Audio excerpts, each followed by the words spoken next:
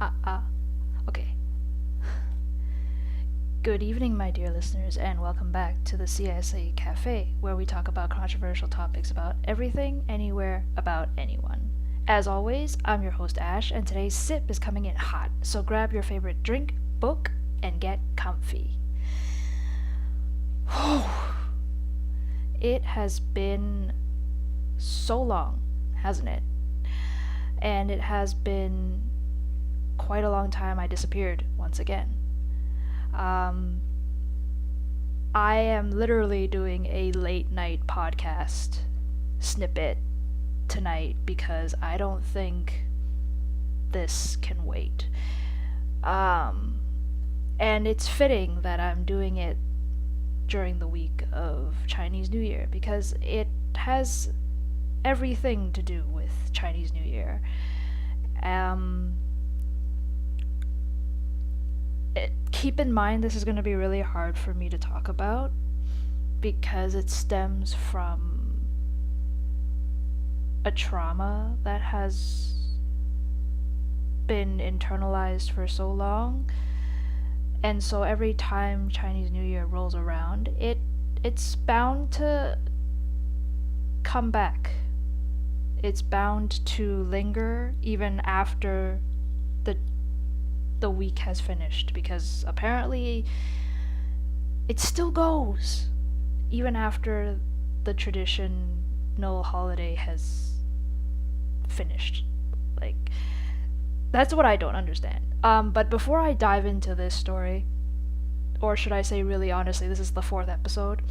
I wanted to clarify a couple things for my listeners why I just keep on disappearing and then reappearing, and then sometimes I upload random stuff on my channel just to keep it active so you guys know that I'm not gone, right?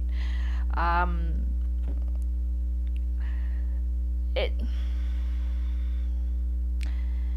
To be honest, I have been dealing with school and it's been not going so well. That's another episode on its own, I swear to God. It's a lot.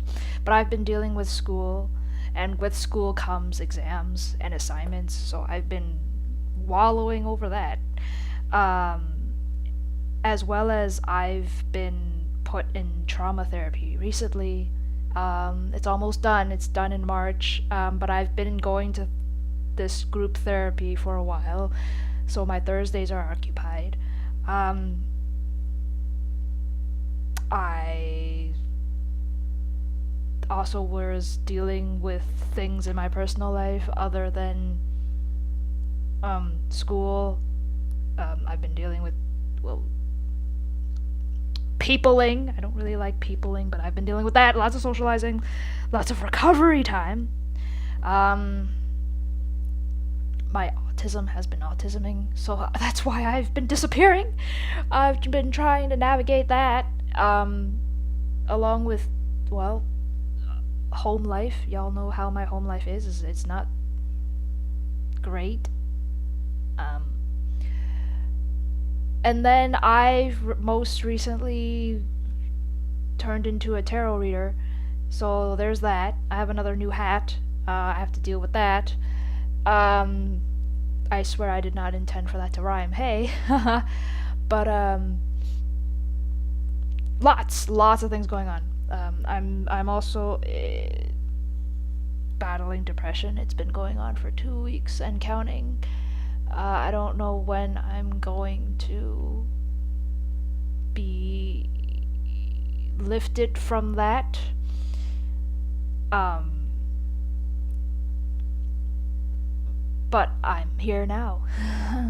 I'm not gonna let my listeners down, despite my depression crash.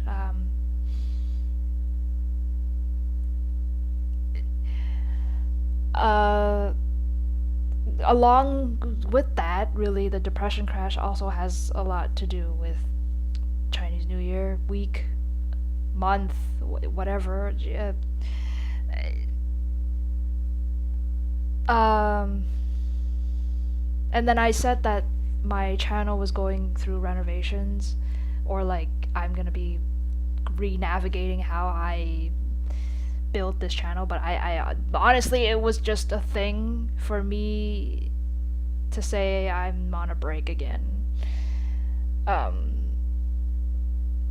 And the things that I said that I would be more frequently putting out videos was a lie.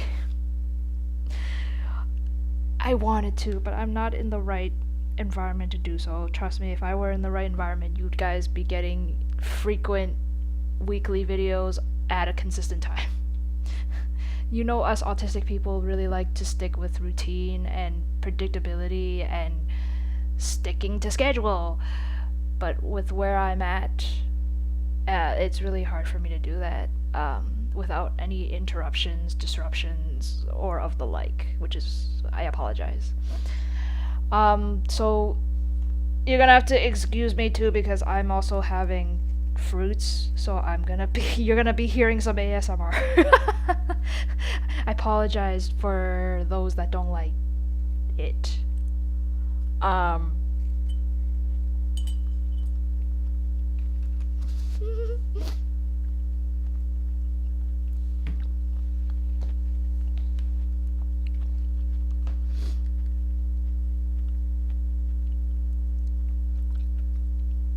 I've also been TikToking a lot. And that apparently my friends didn't know that I can sing all this time, and so now they're pressuring me. I'm kidding. They're making me do singing covers or having me sing to them every now and then. So I've also been doing that. I guess singing helps me de-stress in a way as well. Only if I'm with the right friends that make me comfortable, that I can sing directly to them, knowing that I won't be judged or made fun of or anything. So I've been doing that as well. I'm literally doing everything and anything except for school responsibilities. So I guess without further ado, let's dive into this fourth episode. The long-awaited fourth episode. Oh wait, hold on, I can't start it yet. I wanted to also say that I've lost all of my content of my script from like when I had a document full of upcoming episodes, and then I started writing some, right? Yeah, that document's entirely gone. Because I trusted Google, and they told me that I was going to be running out of storage soon, so I had to, in order to make more storage, I had to delete some stuff, and I didn't realize upon doing so, a lot of my stuff were gone. So I had to start from scratch.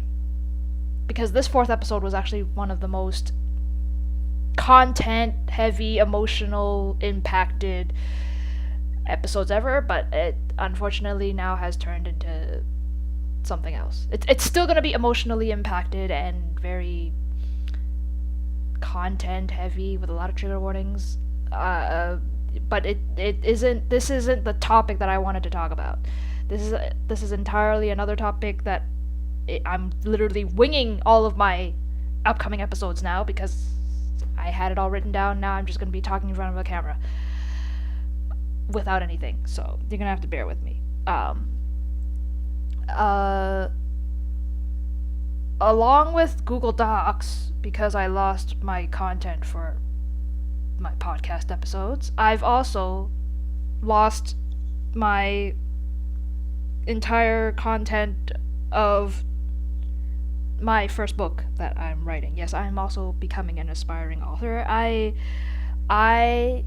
am in the process of writing a nonfiction book 1 of 3, of which I had things going if I didn't lose the file. So again, I'm also starting my books from scratch, which sucks. I'm starting everything from scratch, oh my gosh. Now I can start the episode. I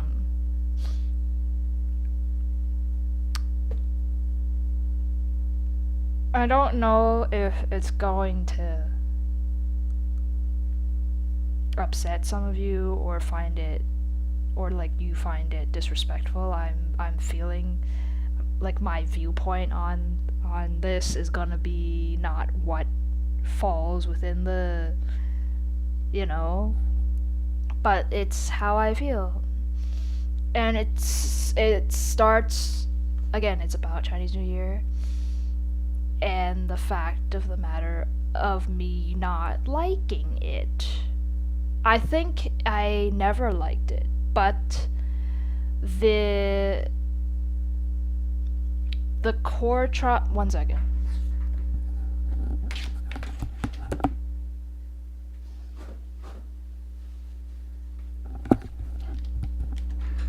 All right.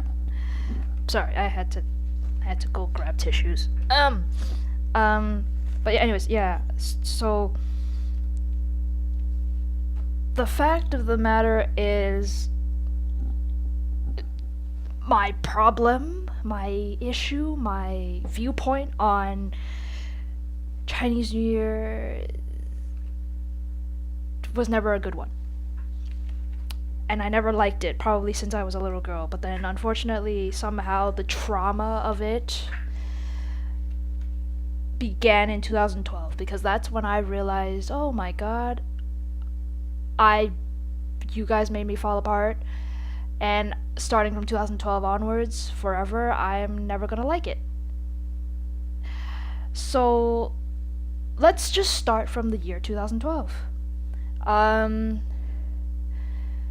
I remember it so vividly, and it's just that's the reason why it's killing me, because I remember it so vividly, and it's never gonna stop.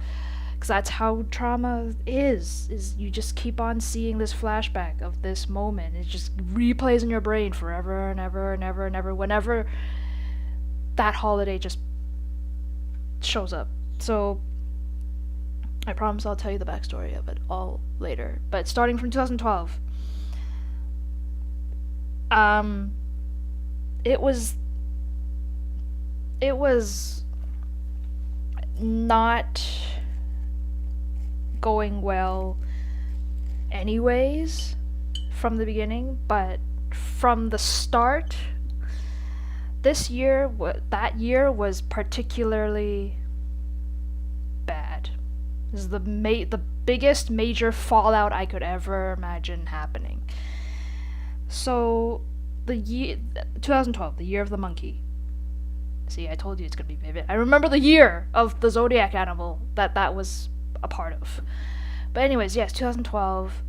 We usually always celebrate at my sister's house. But then that year particularly, everybody wanted to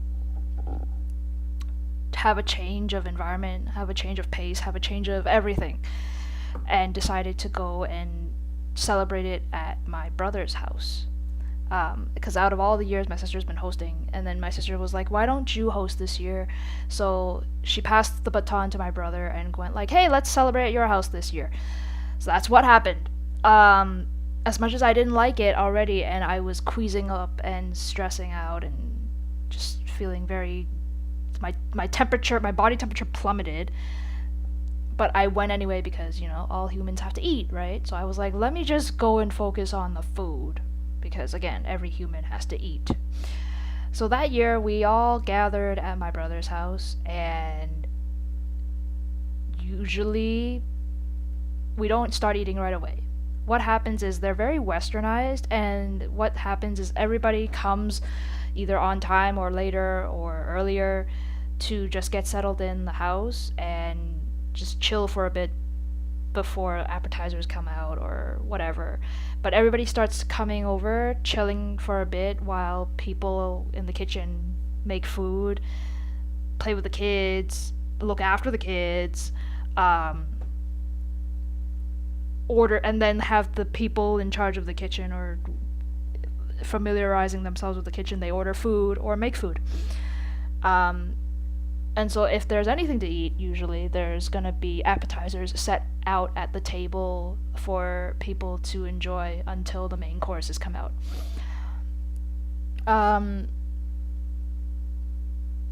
Because the place was quite narrow and it's small, because it's only my brother and his wife living there, there wasn't much space to explore.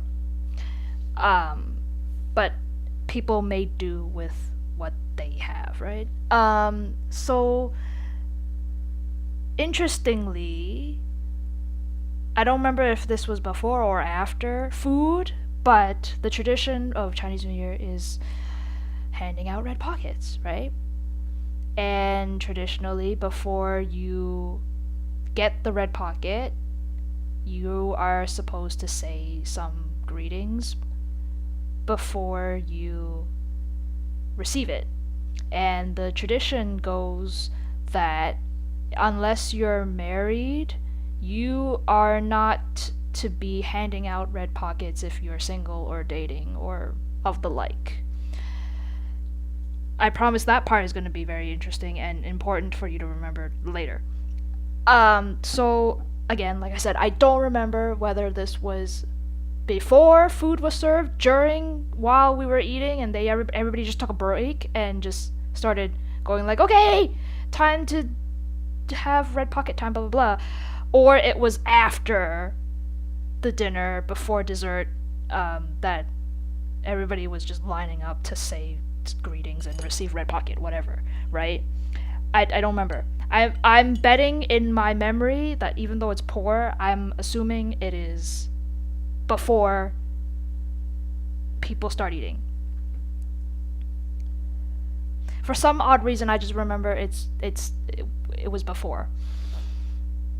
It was before. It had to be before, because I remember after the big major fallout, I had no desire to wanting to stay at my brother's house anymore, and I had no desire to eat because I lost my appetite. So yeah, it's before. So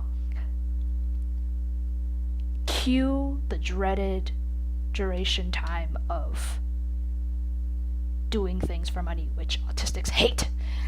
And by doing things for money, I mean like not for jobs. Okay, we understand the job. You do a job and you go to work and you receive compensation for it. This is different. This is for apparently us autistics, we don't like doing things that are supposedly out of the goodness of your own heart, or doing things like regular things for a monetary value. Like, for instance, some autistics, we don't understand why if we don't do chores, we're not gonna get an allowance from our parents. Or hearing things like, if you don't do this, you are not gonna get this amount as we discussed because you're not doing said task that I want you to do right now. Well, again, another episode for another day. But anyways, I was already stressed the fuck out when I had to say a couple greetings to the people before my brother and his wife. I was already dreading saying it because I just know. I know. But thankfully, I guess, those people didn't really push me that far or pushed again to go say more than I knew. Because I have another problem, is that I'm not gonna do anything in which I don't understand what it is I'm doing, or what it is I'm saying, or what it is I'm, because I would only say the what. Either I'd say something I'd know, which means I also know what it means, and I would just rinse and repeat. You understand what I'm saying? Like, I understood the rule that just so long as you say something, like literally anything, whether it's a repeat from the last year or whatever, literally if you say anything, that grants you to be like, hey, I get a red pocket. Okay, so it worked with my sister and my brother-in-law, which is her husband. They knew better than to not push me. Or even if they did, quote unquote did, they would say it in a better, nicer way in terms of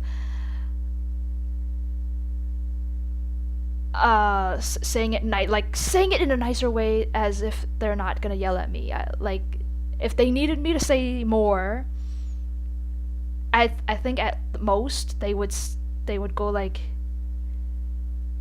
um can you say one more, or uh do you know of another phrase? Like they'll put it nicely, you know what I mean? So how I remember it is my max go to is saying two things, like saying two greetings and then getting the pocket. Whether or not it's rinse and repeat that I said the same thing from last year, I'd still get it. My max is saying two greetings and then I'll get the pocket, right? So and then I I passed the round of my sister. Okay, this is where it gets bad. This is where it gets fucking really bad. Is that it, I got to my brother and my sister-in-law, right? And they were at the kitchen where the island countertop was. Again, very vivid that I remember where it is. Okay? We were in the center of the island countertop. We were the only people there. Okay, no. There were people in the kitchen area as well, but they went further down the hall where the table is. So in a way, we were the only ones in the kitchen. The living room was behind me, but case in point, we were the only people in the kitchen, right? Okay, so we were at the kitchen island table, and I went with my brother first. Apparently that's the order.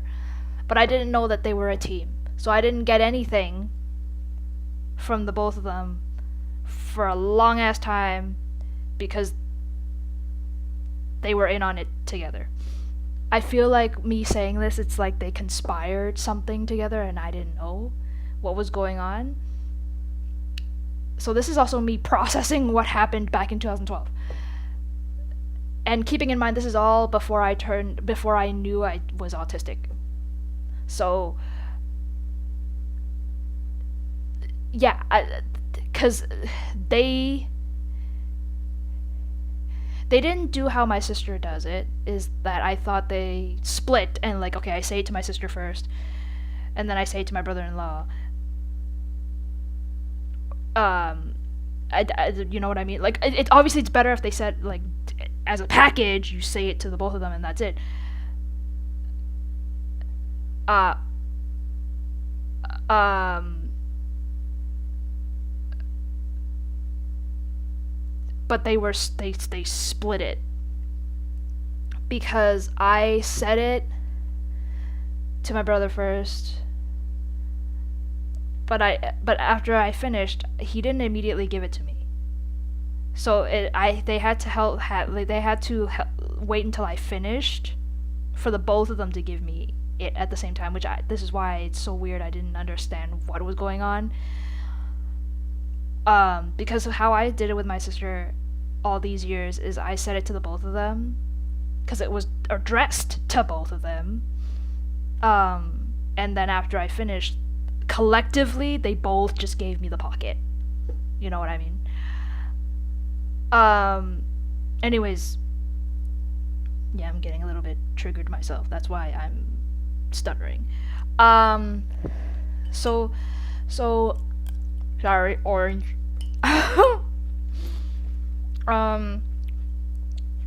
So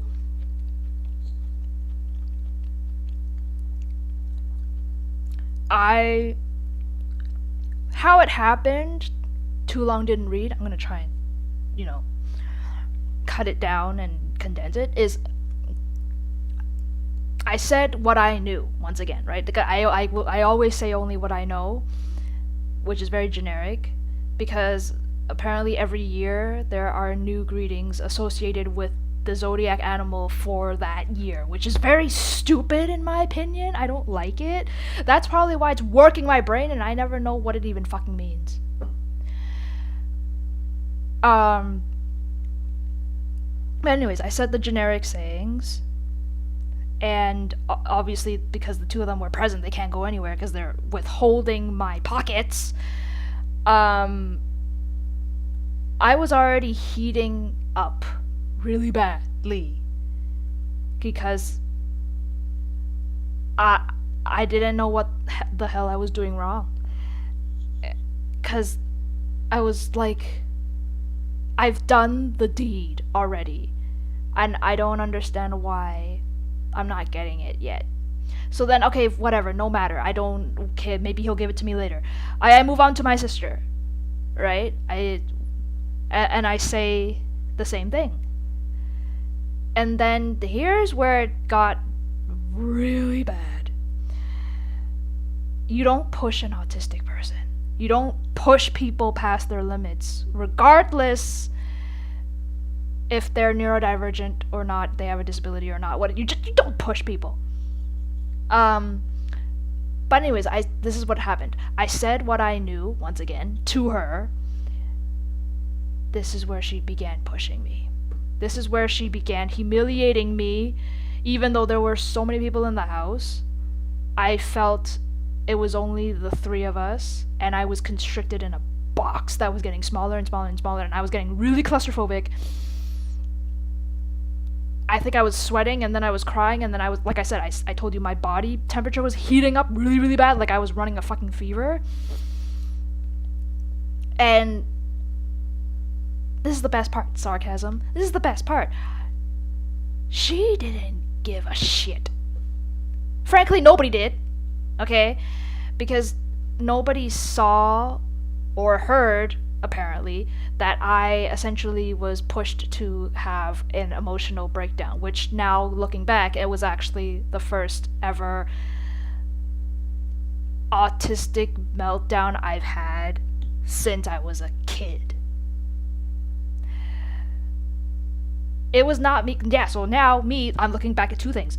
When I was a kid, I did not throw a temper tantrum. That was actually an autistic meltdown. And I'll tell you why. I'll probably combine two stories in one. I'll go back to that story later. The first autistic meltdown I had as a kid. That should be more than enough proof that I'm autistic. But anyways, yeah, she pushed me to the brink until I was basically crying, sweating, heating up. And then literally what happens to me is after my body entirely heats up, what happens? It plummets all the way down to below sub-zero. Because that's what I noticed, problem solving wise, pattern recognition wise, how I understand my body is that when I'm being pushed beyond the limit and like super like SOS and danger, it starts. Number one, I start crying. Number two, I start sweating. Number three, my body temperature goes up and down. Or it can be reverse. I start heating up, and then I start crying, and then I start sweating, and then my body will plummet. So basically, I experience a heat wave, a hypothermia, crying, sweating, panicking. Like I just start losing it and I go haywire. It's like a computer short circuiting, but worse. So anyways, she kept pushing me, and the one phrase that kept on repeating in my head, because she kept on repeating it in front of my face while I'm a crying mess, and she didn't give a shit about what was happening. Likewise, my brother was just standing there being a bystander and enabling all of this, is that my sister kept repeating, do you know anything else? Do you know anything else? Do you know anything else? Do you know anything else? Or the fact of the matter that she just kept saying, do you know anything new? Do you know anything new that you haven't said the previous year? She just kept, like, drilling me, like, super badly. And then the one thing that tipped me over the edge. You thought that was going to tip me over the edge. I also thought that was going to tip me over the edge. But then the one thing that tipped me over the edge was not even what she said about the do you know anything else? Do you know anything else? Do you know anything else? It was her saying somewhere along the lines of keep going, but like also she was saying this is going to be good practice for your Chinese. I'm literally teaching you to know more Chinese by doing this, or like I don't remember, but like somewhere along the lines of it being educational or supposedly educational is by pushing someone when they're about to drop on the floor from you quote unquote teaching me to improve my Chinese by doing that. And in results, it didn't turn out to be better. It in turn made a child, I don't remember how old I was when I was in 2012, but anyways, making a child humiliated in front of everybody, even though they're not watching, but like you're making me humiliated in front of the whole family, in front of you guys. I felt like a fucking circus animal, like caged, and everybody's like enjoying me like some objectified, clown. This is not the way to go. You wouldn't do this to anybody. Likewise, you wouldn't do this to your family, but I guess that you're the first proof that you could do this to family, and you literally completely shattered them. You didn't care, you neglected them, you put them in the spotlight, you gave the wrong type of attention, and you still kept going. You didn't even care that I was literally crying in front of your face. It didn't affect her because she was very stoic and she kept one facial expression and she kept serious, and she's like kind of like, when people stand there and stare at you while you're like sobbing your eyes out, and they're just like nonchalantly just staring at you, waiting, and kind of like in their brain it's like you can literally hear them talking but they're not talking, and it's kind of like, well, I'm waiting.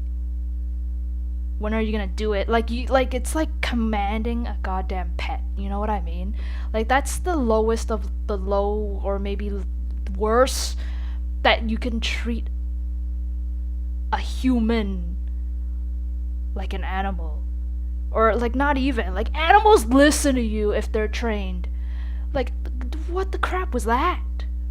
And then what felt like hours to me, because I was near gonna pass out on the floor, because my entire nervous system and everything was overheating. And likewise, if your computer's overheating, what happens?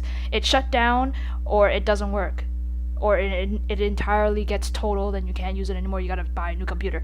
That's how I felt like. And so,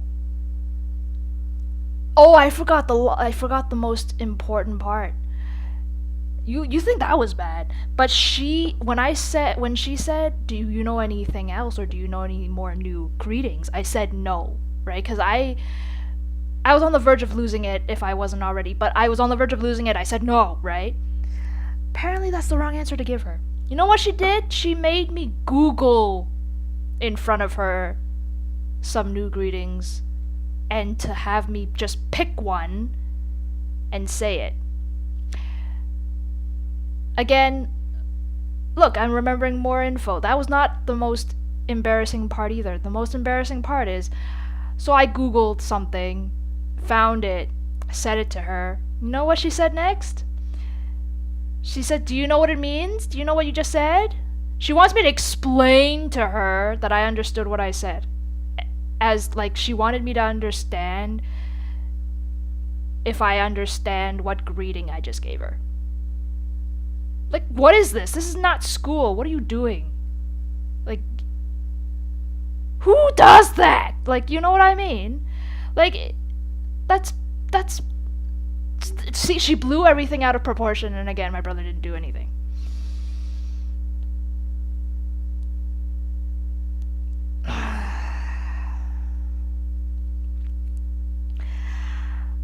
So, again, going back, sorry, I'm going in circles. What felt like probably just a few minutes felt like hours to me every time I go into that state. Um, because again, all I could think about was don't hit the floor, don't hit the floor, don't hit the floor, don't hit the floor. All I could think of was I need to be cooled down. I need to be somebody throw me in a cold shower, somebody save me, somebody pull me away from this situation right now, get me out of the house, whatever. But obviously that's not happening because that it felt like hours, this torture that was happening. And when it was finally done, I was like, even though I was still a sobbing mess, but I was like, oh my god, it's finally done, yay! I think the most infuriating part, why I keep saying she embarrassed me and made me humiliated, and I felt like the class clown in front of millions of people, is because when I finally got their red pocket, both of them, I know amount is not to matter really, but in that instance back in 2012, it mattered everything to me, and that's why I forever hate her for this.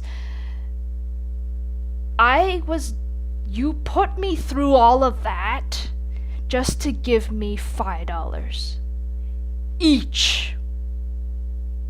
You made me go through like multiple waves of whatever the crap that was just for $5 per person. Even if you were to make me do that again, all over again for free, I would not. It costed me my mentality, my sanity, my emotional and psychological state. It costed me more than your red pockets can ever buy. And so from that year forward, I did the utmost unconventional thing ever to just try and avoid her. Ever.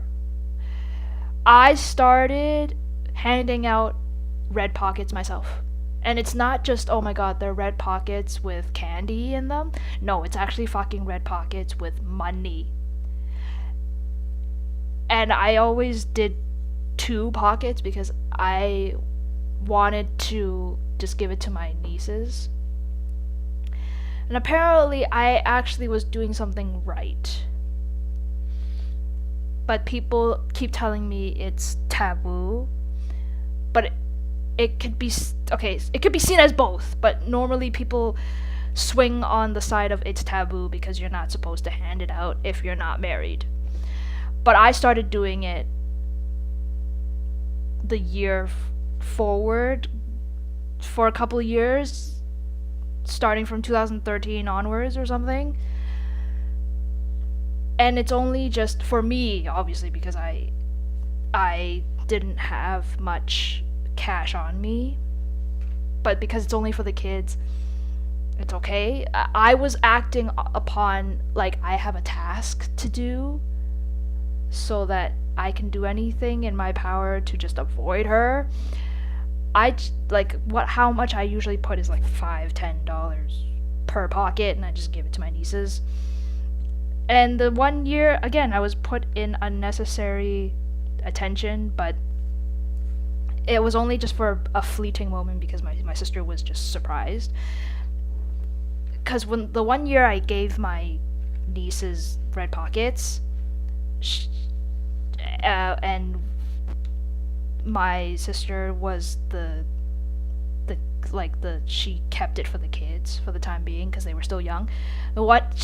She has to tell the nieces had to tell her mom, right? And with the 1 year, she was like, oh, why did you have an extra two set of red pocket? And then they said, oh, auntie gave it to me. And then that's where she got surprised, but she didn't like put me on the spot or anything, and just said, she was just surprised. She's like, oh, huh? Oh, okay. Make sure you put that away safely and secure. Like, she didn't stop me and like kind of like put me on a spot or humiliate me or yell at me like my brother and sister-in-law did. She was just surprised that, but at least she let the nieces keep the red pocket. So she's the only person that I guess supported in me breaking the tradition, despite her not knowing why I do it. Obviously, following many years later, I told her why I did it, but then now I stopped again because my mom keeps telling me I should stop doing it because I don't need to do it because I'm not married. But I'm just, you know me, I don't listen to her. But because I can't do it, because she took all of the red pockets, which means I don't have any red pockets to put the money in.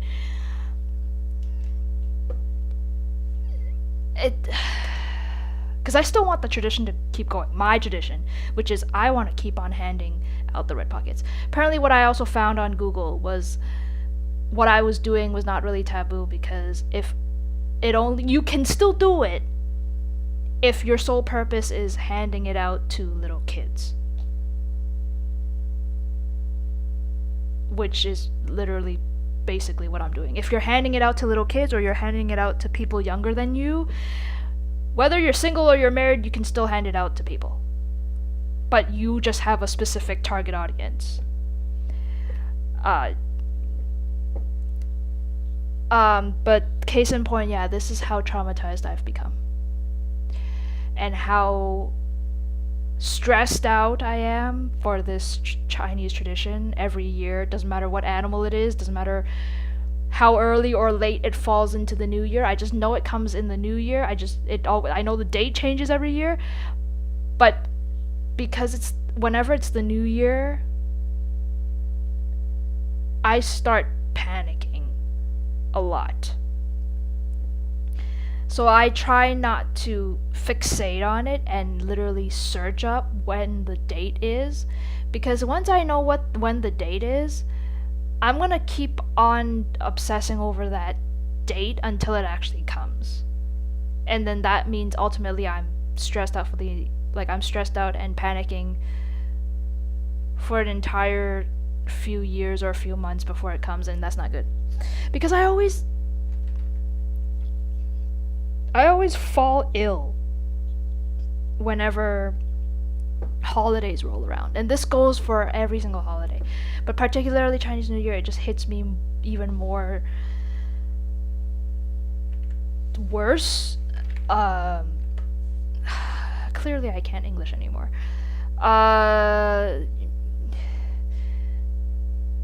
But yeah, it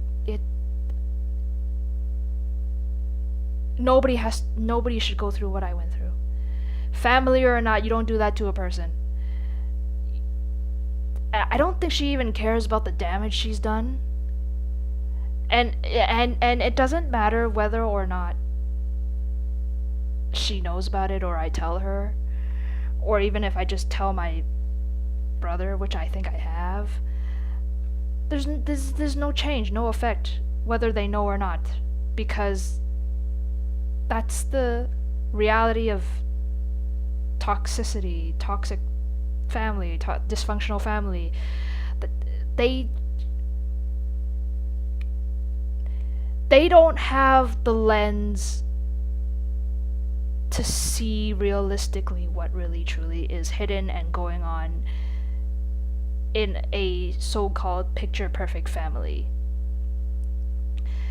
And I can also tell you this, that my sister-in-law dresses so much like the people in the Sky Castle K-drama or Crazy Rich Asians outfits. Like, it's that high class very formal, very expensive looking outlook appearance. And we're not even rich. She also isn't.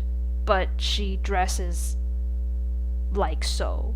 Maybe that's why her attitude and her personality and her entire characteristic, like, outlook is of the type that I guarantee you all of my friends don't like. And then that's what I thought my parents would also be like, because my dad doesn't like her very much. So I thought my mom also didn't really like her very much. Likewise, everybody didn't really like her that much. I guess I was wrong, because they don't think about that anymore. And they said she's actually not that bad. She just has a different viewpoint in life and a different point of view on how she sees life, or whatever, or like it's just the way she treats people. Why are they vouching for her behavior? Why are they vouching for her, like, overall being like she's fine and there's not really much to not like about her? And they just pass it off as that's just how she is, without a bother. Like it clearly it only bothers me, but it doesn't bother everybody else. Because I can tell you this right now, long story short again, when they were getting married, you know, the when the officiant says, speak, if you object to this wedding, speak now or forever hold your peace, or whatever that phrase is. So family sits at the front, right? After the officiant said that, I had an urge to stand up. And since I was a kid, I'm just like, when if they ever get together, I want to be that villain character that just stands up and objects to this wedding happening. Or, I mean, this marriage. But then during that time, in the utmost, you know, power that I had to imagine I had my butt glued to the chair and I had to endure and push myself to not get up from my chair. Because I also realized, with the help of my friends many years later, they were like, if you stood up, I'd be in big trouble. Because you're gonna have to explain why you object and everything, and I did not think that through. So thank God I stuck to my plan and just pretended my butt was glued to the chair. And hence why then, again, 2012, I let her traumatize me. Thinking back, really, I don't even know if all of what came to be is my fault. Or rather, should it be my fault? And is it solely just my fault?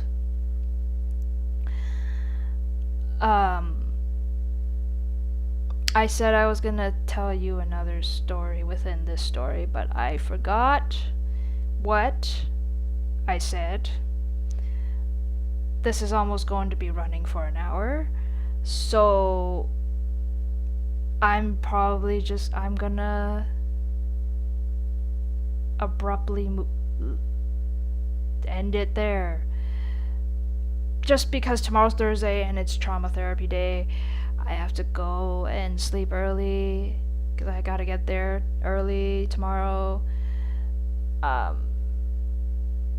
But but I hope you enjoyed this episode. I'm sorry that it's like super, super emotionally heavy and the content is not really happy content. But I've been wanting to say this for a long time now. I've always wanted to publish a podcast episode just solely talking about this traumatic event. That's it. I just didn't know when. I guess I've done it now. And so now you know why whenever it happens, I'm just forever very quiet. And it's like I disappear off the grid when it happens. Because, yeah.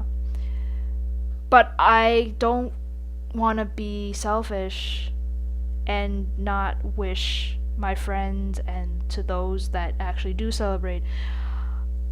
I do try my best to still say something just out of respect for my friends, for those that celebrate. But